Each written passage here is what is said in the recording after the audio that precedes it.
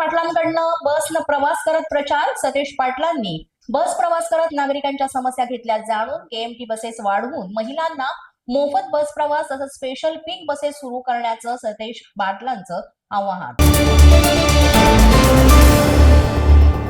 कोल्हापूर पालिकेसाठी सतेज पाटलांकडनं बसनं प्रवास करत प्रचार. सतेज पाटलांनी बस प्रवास करत नागरिकांच्या समस्या घेतल्या जाणून. केएमटी बसेस वाढवून महिलांना मोफत प्रवास आणि स्पेशल पिंक बसेस सुरू करण्याचं आश्वासन.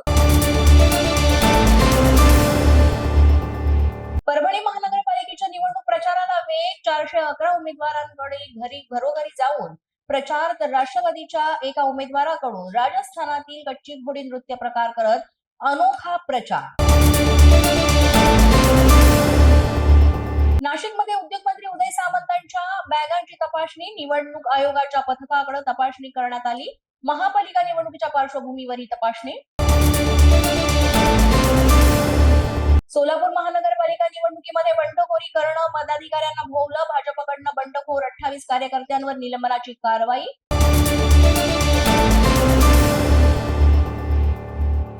सोलापूर महानगरपालिका निवडणुकीमध्ये बंडखोरी करणं. पदाधिकाऱ्यांना भोवलं. भाजपकडनं बंडखोर 28 कार्यकर्त्यांवर निलंबनाची कारवाई.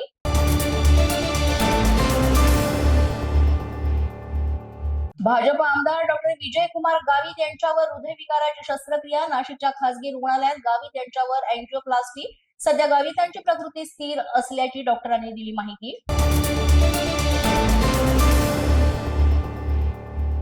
चंद्रपुरात प्रचारासाठी आलेल्या उमेदवाराला मतदार महिलेनेच विचारला जाब. पावसाळ्यात घरात निघालेला साप. घरासमोरचे दिवे बंद असल्याची तक्रार केली.